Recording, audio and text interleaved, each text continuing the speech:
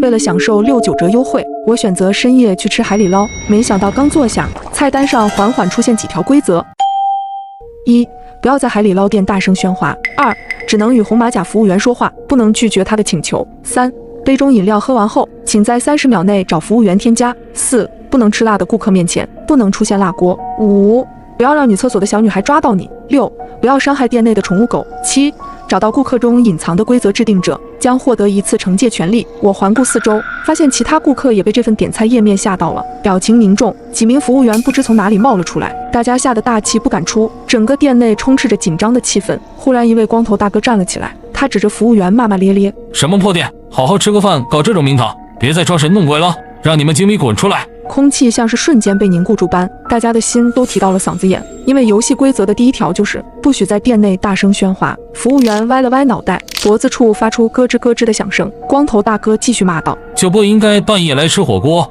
真会记。”话音未落，光头大哥像是看到什么恐怖的东西，呆呆地立在原地。他像魔怔了般目视前方，嘴里不住喊着：“不要过来，不要过来啊！”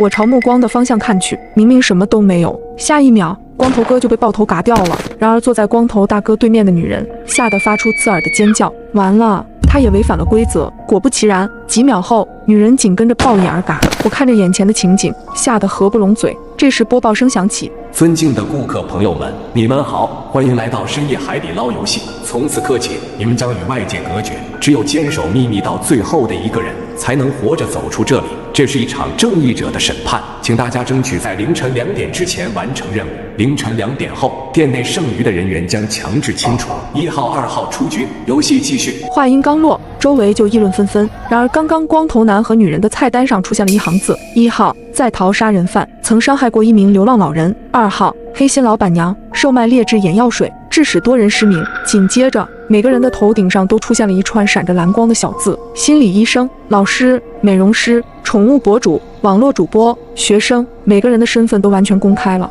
我恍然大悟，原来光头男和女人的死法对应着他们做的恶事。只要出局，就可以显示出隐藏在内心深处的秘密。想要赢得游戏，只有一种办法，那就是除掉其他顾客。一时间人心惶惶，提示音再次响起：“请大家争取在凌晨2点前走出这里。凌晨2点后，店内剩余的人员将强制清除。”现在距离凌晨2点还剩下1个半小时，如果一直按兵不动，只有一个结果，那就是嘎。就在我想采取行动之时，网络主播忽然站起来，掏出一把匕首刺向旁边的心理医生。说时迟，那时快，就在匕首即将刺向心理医生的一刹那，服务员忽然闪现在了他们面前，匕首被服务员夺过来，扔了10米远。3号暴力行凶，警告一次。我咽了咽口水，既然不能使用暴力，就只能靠游戏规则了。这时，那位劫后余生的心理医生冲我敲了敲桌前的饮料杯。心理医生敲得很有规律，我疑惑地看着他。忽然，我像是想到了什么，猛地低头看向自己的杯子，我的饮料已经喝完了。第3条规则说过，杯子里的饮料喝完后，请在30秒内找服务员添加。我赶紧挥手示意服务员，服务员像鬼一样飘了过来，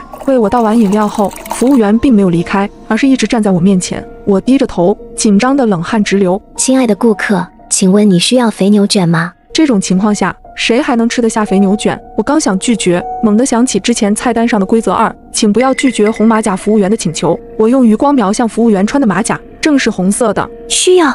很快，服务员就将一块鲜肉放在了我的盘子里。这不会就是我要的肥牛卷吧？这明明就是刚刚光头男身上的腹肌啊！然而，服务员死死地盯着我。亲爱的顾客，请问是你哪里不舒服吗？